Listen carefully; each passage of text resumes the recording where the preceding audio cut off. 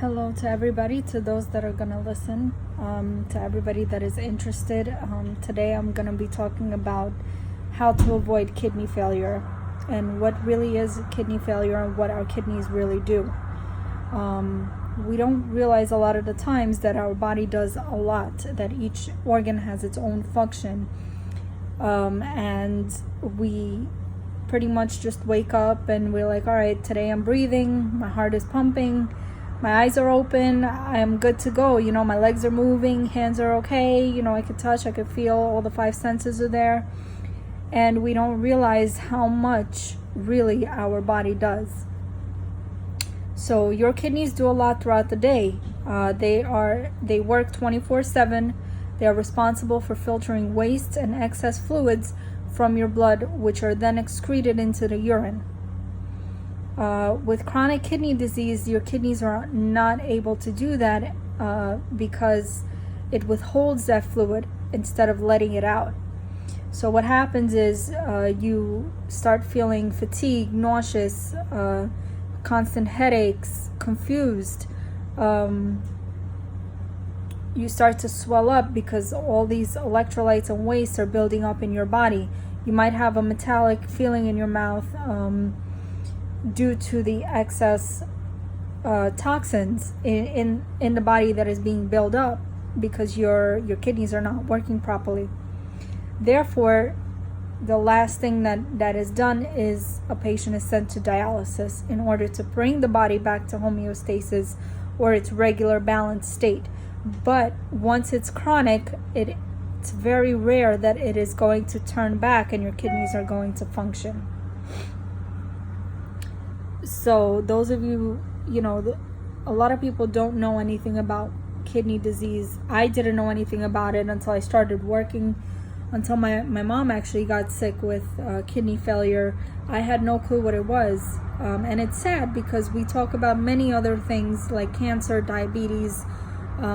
We know high blood pressure, STDs, HIV, AIDS, hepatitis. We know all this stuff, but we have no idea what happens when our kidneys fail. And a lot of the times I strongly believe that we can prevent many diseases beforehand. We can actually prolong a disease from happening for as long as possible if we are only educated properly on it. Without education, we cannot, like I said before, we think that our body is fine. It's doing its normal, daily things. So what that today I feel a little tired, or so what that, I'm a little swelled up today. A lot of the times we miss out on things, and if things go back to normal, we're like, all right, nothing happened. It went back down to normal, so good to go. But everything has an impact on our body, and as we grow older, as our body functions grow older, it starts to deteriorate. It's almost like a car, if you have a car for 10 years, eventually it's going to start deteriorating. It's going to have much more problems than when you had just gotten the car. So the same thing happens with our body. As the time goes by, as everything starts becoming older and older on the inside, your body stops functioning the way it was 10 years ago, let's say. So, and unfortunately, dialysis is something that is happening not just to older patients, but also to the younger generations as well as kids. So anyways, a lot of the times we can prevent ourselves from a disease by going to the doctor an extra time, or having the right diet, the right amount of sleep, right amount of exercise. And a lot of the times we're like, well, what's the right amount? Everybody is different. So whatever the right amount is for you. Some people, 8 hours of sleep is good enough for them. For myself, if I get 5 hours, I'm good to go. 8 hours is a little too much. So the correct diet, a correct diet can probably either come from the person themselves because they've been following this diet for a long time and it's been working out for them. They haven't been gaining weight, losing weight. They're on their normal weight system, so that's fine for them. but some people might have a diet and it's not working for them. So maybe, you should see a dietitian, or you should see what you can change about this diet. What is wrong with your diet? Exercise is another big thing that we are constantly told. You need to exercise, but nobody really tells us how to exercise. What is the proper exercising that we need? And a lot of the times we start thinking exercise equals gym, and that's not really the case. You can definitely exercise at home, or your heart can definitely be pumping if you just go out and take a walk. I do that all the time. I don't have the time to go to the gym. Just like a lot of New Yorkers, full-time mom, full-time job, full-time student. So you don't really have that time, that extra hour or two to spend. So actually going out on a walk can give you that proper exercise, maybe not to build up the muscles, but definitely give you the proper exercise that your body needs before going to sleep.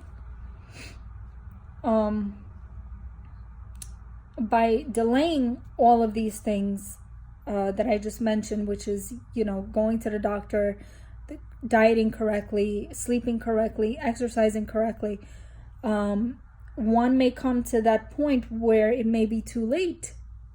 And unfortunately, your doctor might tell you, well, if you would have came last week on your appointment, maybe we could have done something. And that is very sad to hear, that we delay everything for others, but we have no time for ourselves to take that time out and just go to the doctor an extra time, to sit down and eat properly an extra time.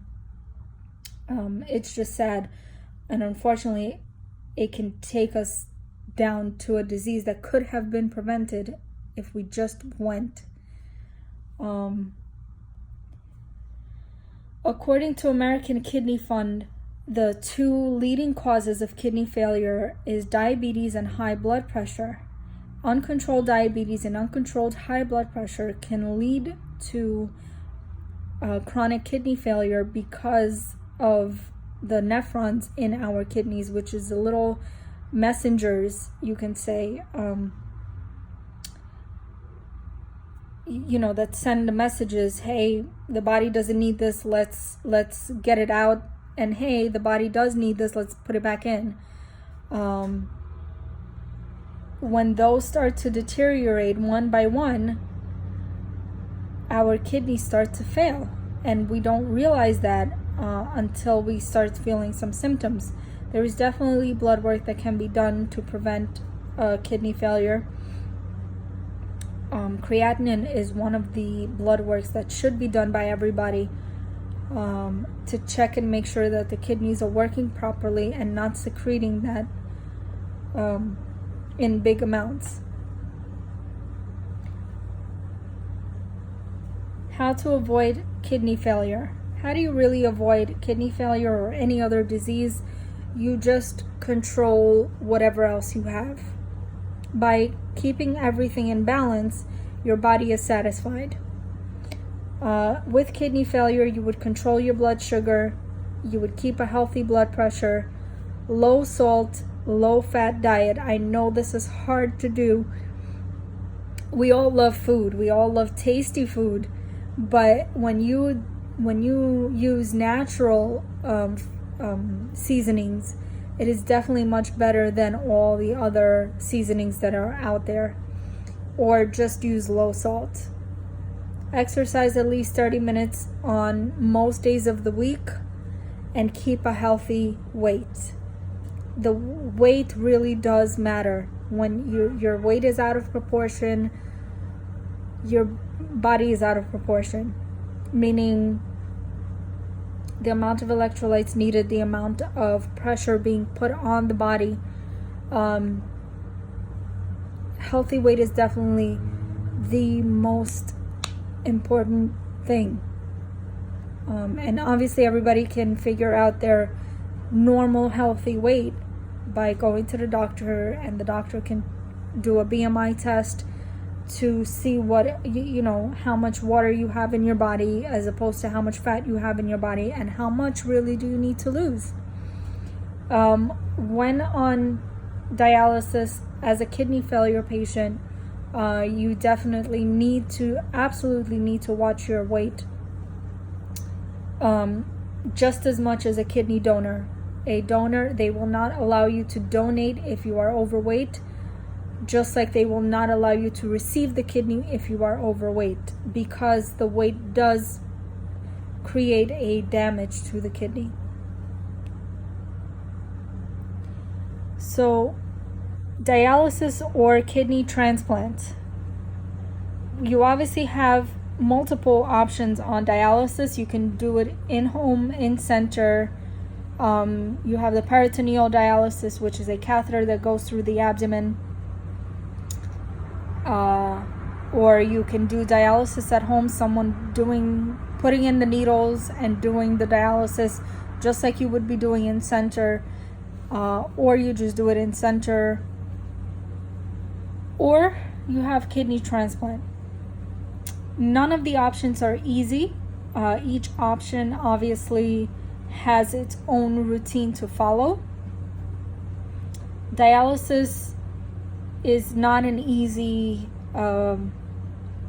it's not an easy treatment to go through in the first place.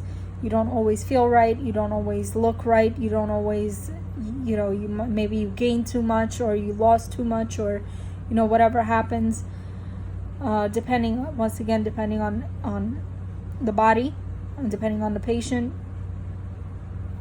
Dialysis is done 3 to 4 times a week, 3 to 4 hours per treatment. Therefore, dialysis only does 65% of the job, and that should be the minimum. I haven't seen anybody reach 100%, but some people do reach 80% of the job done. 65% is just the bare minimum. It's just a passing for that patient. Kidney transplant, on the other hand, is definitely a great option if you have a potential donor and that donor is a match. So there's 6 things that they look at in order for this patient to be a match. That's definitely a lot of things to that come in play. Blood work, blood type, body weight, DNAs. There's other things that come in play, but once that kidney is transplanted, that person is on antisuppressants for the rest of their life, and that must be taken in order for the kidney to survive. Therefore, if you are somebody that does not follow your medications right now, if you're non-compliant with you know, that there's no point for that kidney transplant, because you will just drive it back to failure state, unfortunately. And I've actually had patients that admitted to that, and it was such a waste. It worked for only the time that they took that medication and they followed through, and after they stopped taking it, that kidney deteriorated and they're back on dialysis, which to me makes no sense, but to each its own. Diet, again, must be followed, and if everything goes well, a donated kidney should last for many, many years. Some kidneys last for 1 year, some kidneys last for more than 10 years. All depends on how well you take care of it. And if you have any other issues that once again are playing a role on deteriorating that kidney, when that kidney is transplanted, it is hooked onto your two kidneys that are in the body are not taken out. Rather, that kidney is put into you. It looks like you have 3 kidneys in there, 2 that are not working, and 1 that is right below your kidneys attached to the bladder. So that transplanted kidney would be right below your right kidney, attached to the bladder.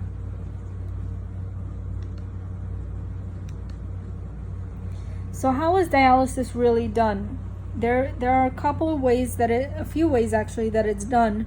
Your first way is your catheter that sits right on top of the heart, and is not recommended by doctors to be kept in there for more than a certain amount of time.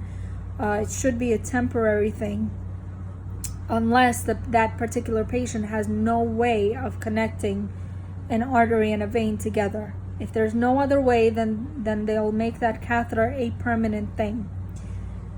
Another way is through a graft. A graft is an artificial connection of an artery and a vein through a tube, or a fistula, which is a natural connection of an artery and a vein created by a surgeon.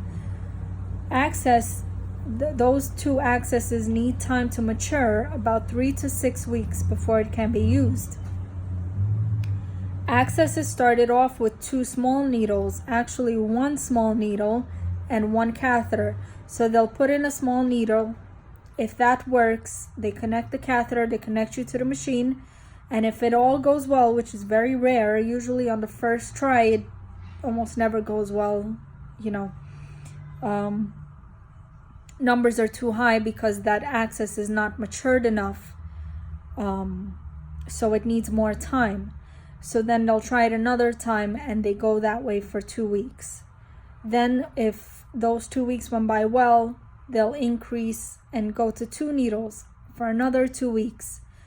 Then if that goes well, they'll increase the needle size and go to a 16 gauge needle for 2 more weeks. And if that goes well, now you're graduated to a 15 gauge needle, which is the highest needle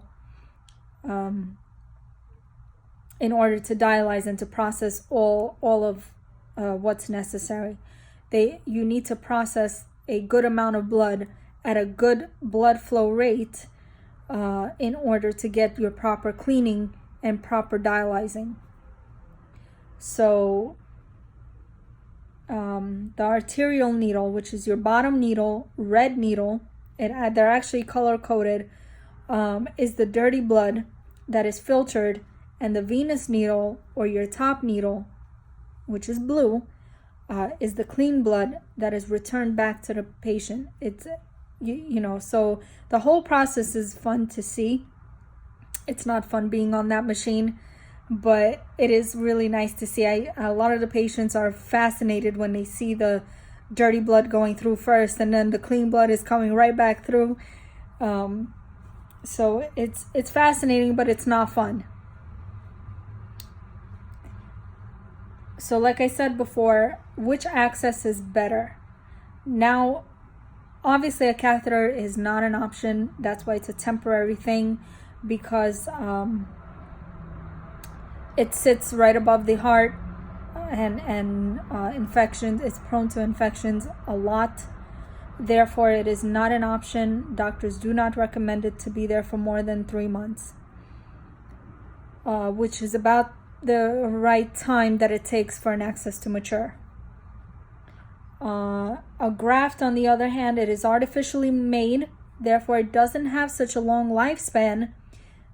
But if doctors cannot find a natural vein and artery to connect, they will use a graft, and it can stay there for as long as it lasts. Once it's shut, they have to create a new access, so they'll probably move on to the next hand or the leg. That's pretty much how that one works. Grafts tend to clot a lot, so they do have their own pros and cons to it. A fistula, on the other hand, is probably the best access out there. It is naturally created and definitely has a longer lifespan. It can last their entire lifetime. Less infection and less problems. Therefore, it is definitely the best one to go with. How to have an adequate dialysis. When we talk about adequate dialysis, there's a lot that comes in play from the patient side as much as from our side to make things work for them. So renal diet and fluid control are 2 main important things in order to have adequate dialysis. That's on the part of the patient. If the patient doesn't follow their diet and they don't control their fluid, now they're coming in with, let's say, 5 kilos over. So let's say their dry weight is 67 and they came in at 72. That is just way too much to take off of them, because, you know, we would love to take everything off, but they're only on these machines for 3 to 4 hours at a time, and that is just way too much work for the heart. So the most we can take off, if it's 3 hours, the most we can take off is 3 kilos, and in 3.5 hours, the most we can take off is 3.5, and 4 hours would be 4 kilos. Now, other things do come in play. Before dialysis, they had high blood pressure. Now on dialysis, they have low blood pressure. So if the pressure is going down, I cannot take off those 4 kilos. I can only take off 2. So now you came in at 72, but you're leaving at 70, but your dry weight is 67. So you're coming in next time, you're coming in at 74. If they don't follow their fluid and their diet, it's just that much difficult to take everything off. And they will start feeling shortness of breath, and they will start feeling that fluid building up. It's not a great feeling. And to give them extra treatments is possible, but most of these patients, when you give them that extra treatment, they're like, oh, I could drink today, and they go home and they drink even more, and they come back. It's just out of control. So obviously the patient has to do their part in order for us to do our part. Eating right and following the renal diet will help keep the calcium, phosphorus, iron, and other electrolytes in balance. When you're not eating right, all these things can go out of range. Phosphorus can cause a lot of itchiness. Potassium can cause an accelerated heart rate, in high amounts, of course. So they need to follow their diet. Watching fluid intake will determine how much was gained from last treatment and how much fluid needs to be removed from the body. The more fluid gained